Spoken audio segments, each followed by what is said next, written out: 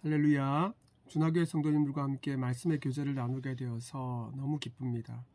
여러분들 힘든 시기를 지나고 있는데 이 시기를 잘 지내시고 또 이겨내시는 은혜가 있기를, 주의 은혜가 있기를 소망합니다. 저는 예전에 윤 목사님과 함께 신대원 동기로, 그리고 친한 형 동생으로 우리 자리를 앉을 때 서로 앞뒤 앉으며 많은 교제들을 나누었지요. 그 이후로도 계속해서 교제들을 나눠왔습니다. 준하교회와 더암교회가 형제교회라는 것을 아마 잘 아실 것입니다. 저도 주보에 준하교회를 형제교회로 기입해서 또한 함께 기도하며 이 어려운 시기를 함께 지나고 있습니다. 오늘은 여러분들과 함께 야고보서 3장 13절로 18절까지의 말씀을 가지고 위로부터 난 지혜라는 제목으로 여러분과 말씀의 교제를 나누기를 원합니다.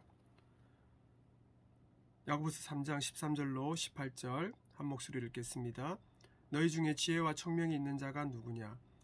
그는 선행으로 말미암아 지혜의 온유함으로 그 행함을 보일지니라. 그러나 너희 마음속에 독한 시기와 다툼이 있으면 자랑하지 말라. 진리를 거슬러 거짓말하지 말라. 이는 이러한 지혜는 위로부터 내려온 것이 아니요 땅 위의 것이요 정욕의 것이요 귀신의 것이니 시기와 다툼이 있는 곳에는 혼란과 모든 악한 일이 있습니다.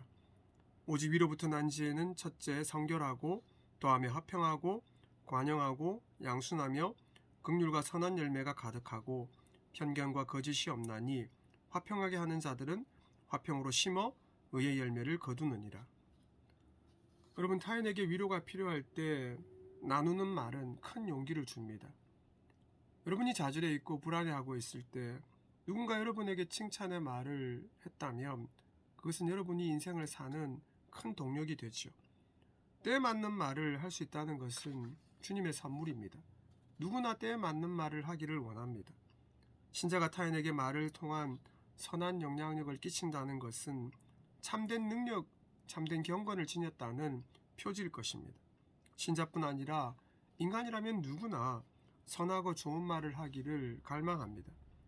그러나 말을 제어하는 것은 신자가 성령의 지배, 곧 영의 다스리심을 받을 때만 가능합니다.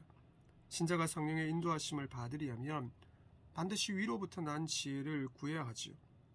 신자는 공통적으로 하나님의 사랑과 지혜를 간구하고 있습니다. 믿음의 부모는 자식뿐 아니라 특별히 자녀가 지혜롭고 총명하게 자라기를 간절히 소망하죠. 그것을 얻게 되면 선한 말의 영향력을 부수적으로 받는다는 것을 잘 알고 있기 때문입니다. 얼마나 갈망하면 우리 주변에 많은 지혜들을 볼 수 있습니다. 야고보는 야고보서 1장에 이어 위로부터 난 지혜를 사모하라고 도전합니다. 지혜에는 세상의 지혜와 하늘의 지혜가 있습니다.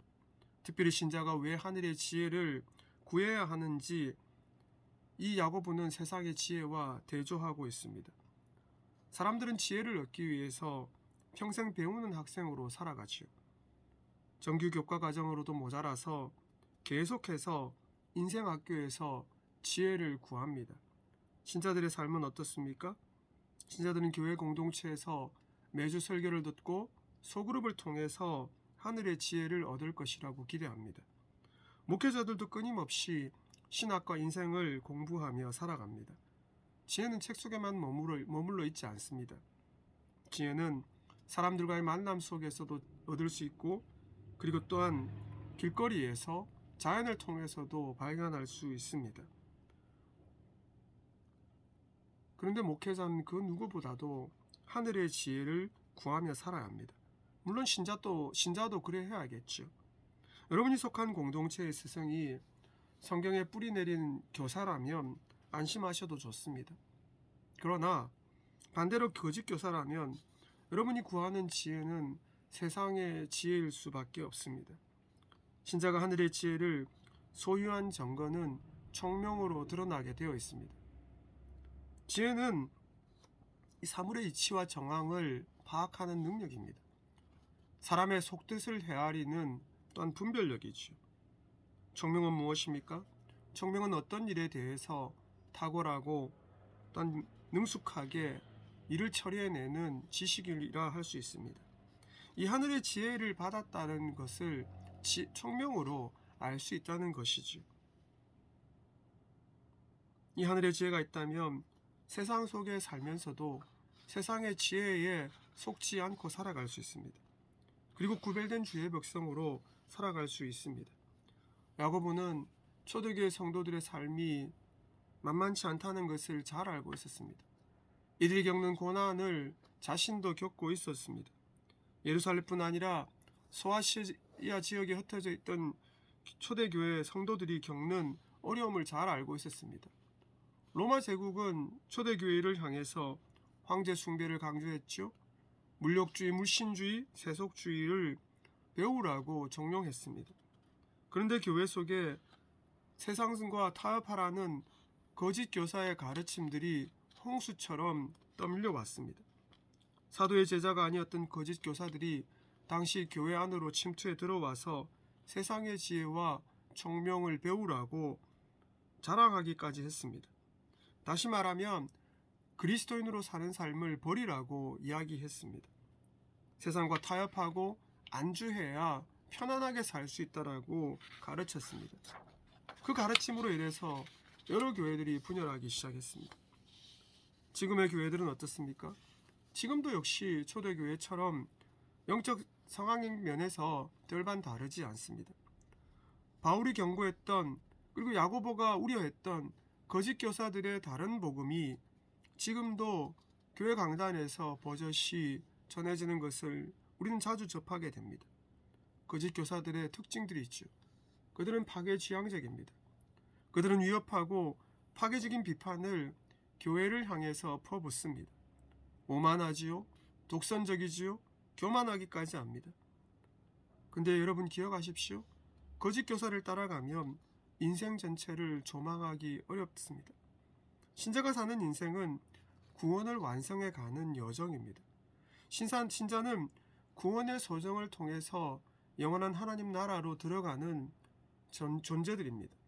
이것이 복음입니다. 신자는 구원받은 것으로만 안심하지 말아야 합니다. 소위 구원의 확신에 안주하는 삶을 사는 것으로 만족하지 말아야 합니다. 그 뜻은 주님이 주신 구원 약속을 주님께서 철회하신다는 뜻이 아닙니다. 삼위 하나님이 신자에게 선물하신 구원의 은혜가 얼마나 크고 감사한지 신자의 생애 속에서 직접 경험하고 점검하기를 바라는 뜻인지요. 하나님 나라는 죽어서 확인하는 나라가 아닙니다. 하나님 나라는 신자가 인생 중에 경험하고 누리고 자유할 수 있는 나라입니다.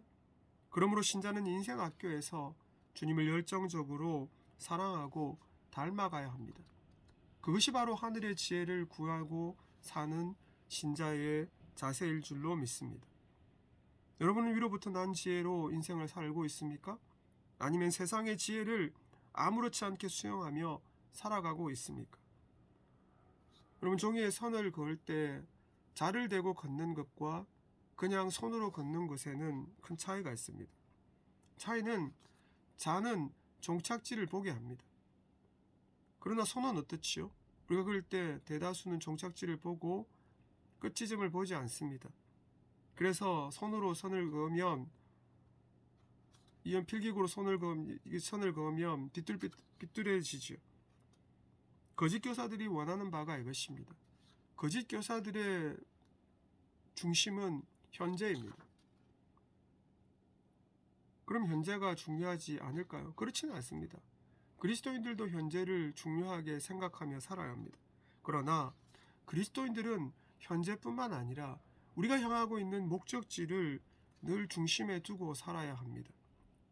그것을 향해 가야지 제대로 된 방향과 바른 방향으로 나아갈 수 있게 되기 때문이죠. 먼저 여러분이 세상의 지혜, 가짜 지혜를 분별하는 것이 필요할 것입니다. 그럴 때에 여러분은 땅의 지혜를 차단할 수 있게 될 것이기 때문입니다. 야고보서 3장 14절로 16절 한번 읽겠습니다. 그러나 너희 마음속에 독한 시기와 다툼이 있으면 자랑하지 말라. 진리를 거슬러 거짓말하지 말라. 이러한 지혜는 위로부터 내려온 것이 아니요 땅 위의 것이요 정욕의 것이요 귀신의 것이니 시기와 다툼이 있는 곳에는 혼란과 모든 악한 일이 있음이라. 거짓 교사의 배후에는 사탄이라는 비선 실세가 있습니다. 세상에서 어떻게 보면 가장 오래된 실세이죠. 세상의 지혜는 사탄이 신자의 믿음이 약해지게 하고 배교하도록 사용하는 회유책입니다. 세상의 지혜는 시기와 다툼을 도미노처럼 초래합니다. 시기는 헬라어로 젤로스인데 이것은 사람을 상하게 하고 반드시 해야 하는 어떻게 보면 해하도록 합니다. 시기는 지나친 열심을 갖게 하고요. 무리한 경쟁심을 공동체에 심습니다.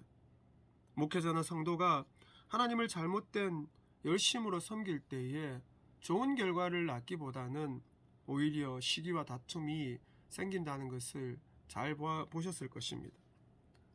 한 수도사가 허허벌판에서 영성 수련을 위해서 금식 기도를 행하고 있었습니다. 그 광경을 지켜보고 있던 마귀가 이 수도사를 찾아가서 유혹하려고 했지요. 그리고 그가 하는 금식 기도를 중단하도록 하려고 했습니다. 마귀는 먼저 맛있는 음식으로 배고픈 수도사를 유혹했습니다. 그러나 수도사는 미동도 하지 않았습니다. 그 다음에는 의심을 심기도 하고 그리고 딴 물질에 대해서 명예에 대해서 이 허기져 있는 마음 그리고 딴 약해져 있는 육체를 편안하게 하고 싶은 마음들 여러 가지로 유혹했습니다. 그때도 이 기도로 무장된 수도사는 끄떡하지 않았습니다. 약이 바짝 오른 이 마귀가 마지막 수를 썼습니다. 묘수를 썼지요. 그리고 수도사에게 다가가서 소곤소곤 이야기했습니다. 당신 동생이 글쎄 당신이 맡고 있던 교구 주교가 되었다더군. 이 한마디에 수도사의 얼굴은 붉게 달아올랐습니다. 그리고 그는 기도를 중단하고 자신의 교구로 달려갔다는 그 일화가 있습니다. 그만큼 우리는 시기에 약합니다. 그리고 세상의 지혜를 따르게 되면 사람들은 다툼을 좋아하게 됩니다. 다툼이라는 이 헬라어는 언어적으로 볼 때에 정치 지도자를 염두에 두고 있습니다. 물론 모두가 정치 지도자가 된다는 뜻은 아닙니다. 근데 정치에 관여하게 된다는 것을 뜻하죠. 근데 여기서 말하는 이 정치 지도자는 좋은 뜻의 의미가 아니라 권모 술수가 어떻게 보면 교활한 정치인을 뜻합니다. 이들이 사용하는 수법들 우리가 지금도 자주 보고 있고 계속해서 역사를 통해서 보아왔습니다. 진영 논리, 계파, 노선, 이념 등은 정치 집단이 사용하는 논리입니다. 근데 그 배후에 보면 불의한 수단을 통해서 이익을 쟁취하려는 그러한 모습들, 사악한 마음이 그들에게 있다는 것을 잘 알고 있습니다. 문제는 이 정치 집단의 분열과 경쟁심이 교회에 적용될 때입니다. 교회가 대형화되면 부서 간 경쟁이 심화됩니다. 리더십 간의 갈등도 생기고 목회자들 사이에 계파가 생기기도 하지요. 근데 그것이 선한 경쟁력보다는 악한 경쟁력을 낳을 때가 더 많습니다. 아무런 일도 하지 않는 것은 물론 문제가 될 수 있습니다. 그러나 여러 가지 사역을 만들어낸다는 그 명분 때문에 오히려 사람들을 상처받게 하고 힘들게 하는 경우가 더 많다는 것도 기억해야 합니다. 그것이 바로 시기와 다툼이 단순히 인간의 죄성 때문이 아니라 그 속에 사탄이 교회를 분열하려고 하는 시도라는 것을 우리는 기억해야 할 것입니다. 데살로니가 후서 2장 9절로 10절입니다. 악한 자의 나타남은 사탄의 활동을 따라 모든 능력과 표적과 거짓 기적과 불의 모든 속임으로 멸망하는 자들에게 있으리니 이는 그들이 진리의 사랑을 받지 아니하여 구원함을 받지 못함이라. 신자가 세상의 지혜를 선택하면 구원으로부터 반드시 멀어지는 삶을 살게 됩니다. 세상 방식으로 교회를 섬기려 하지 말아야 합니다. 세상의 기준으로 자신의 삶을 평가하지 마십시오. 지난주 아마 여러분 뉴스에서 또 쇼킹한 소식을 들었을 것입니다. LH 직원들이 개발지역의 땅을 구입하고 투기에 가담한 사실이 보도되었지요. 아마도 준하교회와 근접한 그 지역으로 알고 있습니다. 어디 그들만 그렇게 했을까요?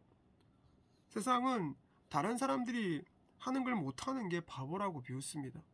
누구나 투기하는데 왜 우리는 못하냐? 얼마나 멍청하냐라고 사람들은 손가락질하지요. 시민주택 개발을 주도하는 그 직원들이 내부자 정보를 미리 알았던 미리 알지 못했던 투자했다는 그 사실은 직업 윤리를 위반한 일입니다. 죄를 범죄한 것이 맞지요. 근데 그것에 대해서 세상은 동조하고 있습니다. 세상이 그 사람들을 향해서 지혜롭다라고 아마 박수 쳐주고 있을지도 모릅니다. 세상은 그렇게라도 재산을 정식하는 것이 현명하다라고 가르쳐 주기 때문이죠. 과당 경쟁으로 토지 보상 수익을 올리는 것이 지혜로운 일이라고 말하고 있습니다. 교회가 세상으로부터 신뢰와 존경을 잃게 된 원인이 무엇입니까? 그것은 교회가 세상의 지혜, 곧 편법과 불의한 일을 똑같이 따라하기 시작한 때부터입니다. 과당 경쟁 논리를 교회 속에서도 적용하고 난 다음부터있죠.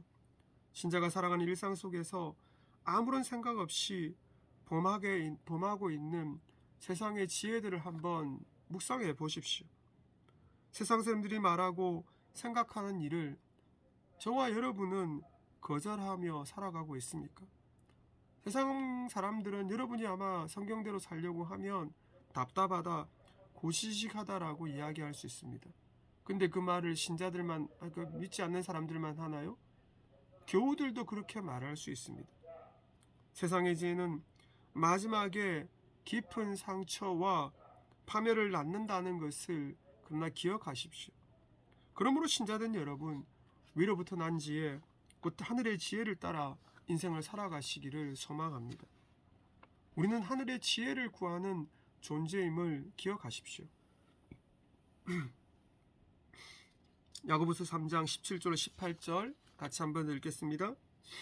오직 위로부터 난 지혜는 첫째 성결하고 다음에 화평하고 관용하고 양순하며 긍휼과 선한 열매가 가득하며 편견과 거짓이 없나니 화평하게 하는 자들은 화평으로 심어 의의 열매를 거두느니라.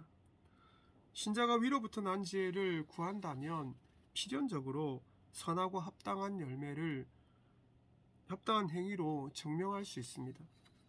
신자는 지도자가 바른 길을 걷고 있는지 또한 자신도 말씀 안에서 변화되고 있는지 양방향으로 살펴야 할 줄로 압니다. 데리키드는 하늘의 지혜를 주신 목적은 선한 사람을 착하게 만드는 것이라고 말했습니다. 신자가 좋은 나무가 되고 그리고 또한 그것이 되기를 위해서 자신을 가꾸어 간다면 반드시 선한 열매, 좋은 열매를 맺게 되어 있다라고 말합니다. 하늘의 지혜는 성령이 주시는 열매이지요. 하늘의 지혜는 교회가 추구해야 할 영적 성장의 목표입니다. 교우 한 사람 한 사람, 신자 한 사람이 어떻게 보면 인생 중에서 가꾸어야 하는 목표 지점이지요. 하늘의 지혜는 성도가 이 땅에서 살아가는 삶의 윤리요 기준입니다. 칼빈은 위로부터 난 지혜를 이렇게 이야기했습니다. 이웃에게 많은 점에서 온유함으로 관용하면서도 의를 뿌리는 것을 포기하지 않고 오히려 평화로운 수단으로 사용하는 사람, 이 사람이 바로 지혜 있는 사람이라고 정의한 바 있습니다. 하늘의 지혜를 증명하는 영적 성장의 기준이 바로 이 야고보가 제시하는 성결함, 화평, 긍휼과 선한 열매라는 것을 기억하십시다. 예수님은 팔복에서 하늘의 지혜를 명확하게 말씀하셨습니다. 유진 피터슨이 지은 메시지 성경은 특히 화평에 대해서 이 부분을 이렇게 번역하고 있습니다. 마태복음 5장 9절 메시지 성경에 이렇게 되어 있습니다. 경쟁하거나 다투는 대신에 협력을 보여주는 너희는 복이 있다라고요. 신자와 교회 공동체는 화평의 사람이 될 필요가 있습니다. 하늘의 지혜를 소유하고 있다면 피스메이커로 살아갈 수 있다는 것이죠. 화평은 모든 작물을 품어주는 땅과 같습니다. 화평하게 하는 신자들은 정원사와 같습니다. 자신을 다듬을 뿐만 아니라 주변에 모여드는 사람들, 믿는 사람들이든 믿지 않는 사람들을 주님의 성품을 닮아가는 사람들로 가꾸는 영혼의 정원사가 될 수 있다는 것이죠. 주님이 신자에게 원하시는 열매는 세상의 지혜 그리고 위로부터 난 지혜 모두가 아닙니다. 오직 하나입니다. 여러분은 어떤 지혜를 선택하시겠습니까? 여러분이 하늘의 지혜를 구하는 선택은 매일 매 순간 해야 하는 일입니다. 왜냐하면 하늘의 지혜를 구하며 산다고 해도 직접적인 은총이 여러분에게 곧장 매일 매 순간 임하지는 않기 때문입니다. 그렇게 한 번 구하고 마는 것이 아니라 기도할 때마다 구해야 하는 것이 바로 하늘의 지혜이죠. 그러면 어떻게 이 하늘의 지혜를 받은 사람으로서 이 세상과 인생학교를 지나갈 수 있을까요? 그것은 바로 온유함으로 성화의 길을 가기를 매일 힘쓰는 여러분의 자세입니다. 야고보서 3장 13절입니다. 너희 중에 지혜와 총명이 있는 자가 누구냐? 그는 선행으로 말미암아 지혜의 온유함으로 그 행함을 보일지니라. 여러분, 온유함은 예수님의 성품입니다. 주님은 온유하셨습니다. 그리고 제자들에게도 주의 성품을 배우라고 가르치셨습니다. 온유함은 신자가 하늘의 지혜를 배우고 온유하게 변화되고 있다면 구원의 징표를 소유하고 있다는 증거입니다. 온유함은 인간의 본성이 아닙니다. 온유함은 신의 성품이요 예수의 성품이죠. 온유함은 육신의 부모에게서 받는 천성이 될 수 없습니다. 이 온유함은 하나님 아버지께로부터 받은 영적인 DNA죠. 온유함은 성도의 부르심과 구원을 위한 선택의 표입니다. 증거입니다. 성령께서 역사하실 때에 여러분의 심령 속에 생겨나는 주의 성품이죠. 그러므로 온유함은 오직 성부 하나님께서 성자의 희생과 성령의 인도하심을 따라서 도우심을 따라서 신자에게 주시는 풍요로운 하나님의 선물임을 기억하시길 바랍니다. 그렇기에 교회는 세상과 동조할 수 없습니다. 세상이 제안하는 비전이나 대안에서 희망이나 또한 지혜를 찾지 말아야 합니다.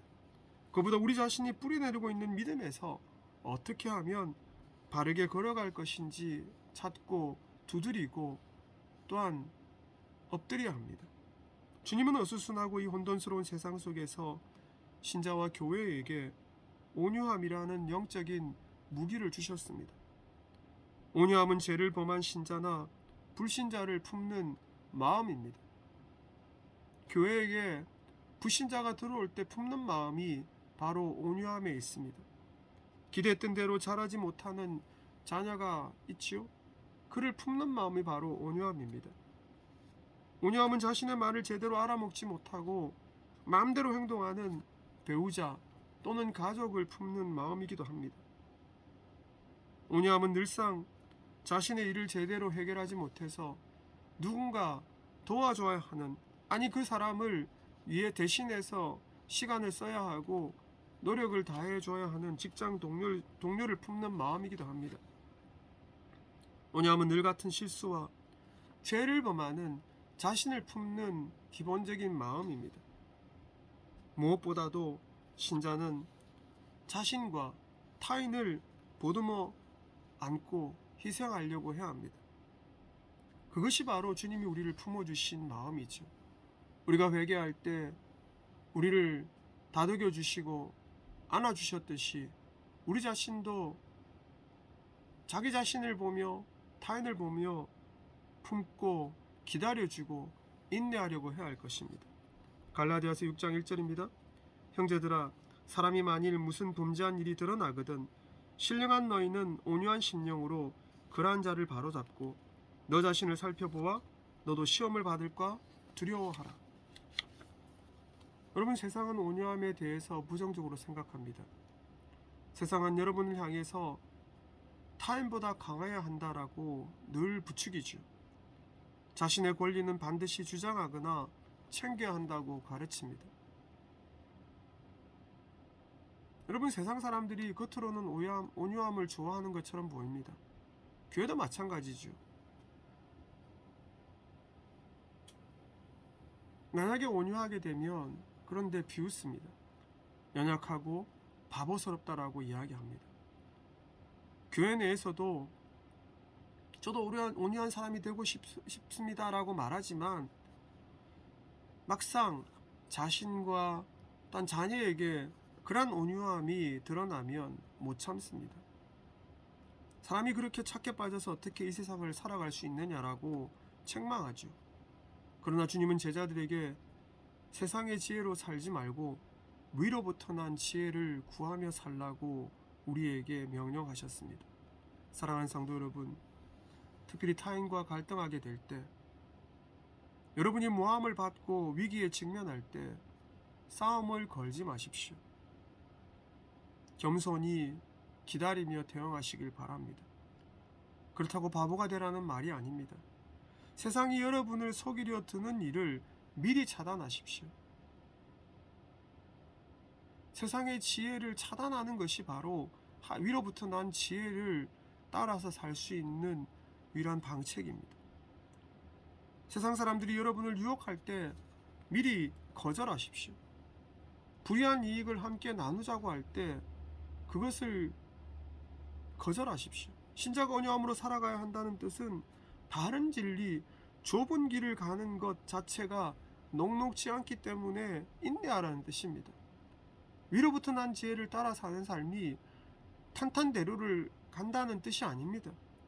신자는 이 세상에서 하늘의 지혜를 선택하고 소유했기 때문에 그것을 지키는 반대급부로 오히려 세상 속에서는 불편을 감수해야 합니다. 손해를 겪을 수도 있던 손해를 볼 수도 있습니다. 어려움을 겪을 수도 있습니다. 그것이 바로 신자가 되는 삶의 난관입니다. 신자는 영원한 자연이 되기로 선택한 삶을 살아가야 하기 때문에 이 세상에서는 불편하고 불이익을 받으며 때로는 비난과 비웃음과 조롱거리가 되기도 합니다. 그럼에도 기억하십시오. 사랑하는 여러분, 여러분에게는 누군가 왜 그렇게 사냐고 묻는 이들이 있을 수 있습니다. 그럴 때 여러분 뭐라고 말씀하시겠습니까? 주님의 사랑 때문에 이 지난한 믿음의 길을 간다라고 고백하시는 저와 여러분이 되기를 소망합니다. 베드로전서 3장 15절입니다. 너희 마음에 그리스도를 주로 삼아 거룩하게 하고 너희 속에 있는 소망에 관한 이유를 묻는 자들에게 대답할 것을 항상 준비하되 온유와 두려움으로 하고. 교회가 코로나 확산의 주범이 아닌데도 교회는 작년부터 올해에도 여전히 어려움을 겪고 있습니다. 그러나 교회는 법질서를 지켜야 합니다. 친절하고 온유하게 공무원들을 향해서 세상을 향해서 대응해야 할 것입니다. 그것이 바로 악에게 지지 않고 선으로 이 세상을 사랑하고 품는 길이 될 줄로 믿습니다. 신자가 속해 있는 교회가 유람선이 아님을 기억하십시다. 신자가 속해 있는 교회는 안전한 항구를 향해서 사력을 다해서 도체 방향을 바꾸고 키를 젓고 노를 저어 달려가는 연약하고 흔들거리고 비틀거리는 돛담배와 같은 존재임을 기억하십시다. 그러나 몸된 교회의 머리요 주인이신 주의 인도하심, 성령의 보호하심 가운데 우리가 그 항구에 안전하게 도달할 수 있다는 것을 감사하며 가시기를 소망합니다. 온유한 마음으로 여러분이 겪고 있는 현재의 어려움을 겪으시던 참으시기를 소망합니다. 사랑하는 여러분, 이 하늘의 지혜가 없이는 한 주도 우리가 이 세상을 이겨낼 수 없다는 것을 기억하십시오. 온유한 마음으로 우리가 해야 할 일, 화평을 전하는 신자가 되어서 여러분 주변에 복음이 필요한 사람들에게 복음의 빛을 나누는 우리 준하교회 성도들이 되기를 소망합니다.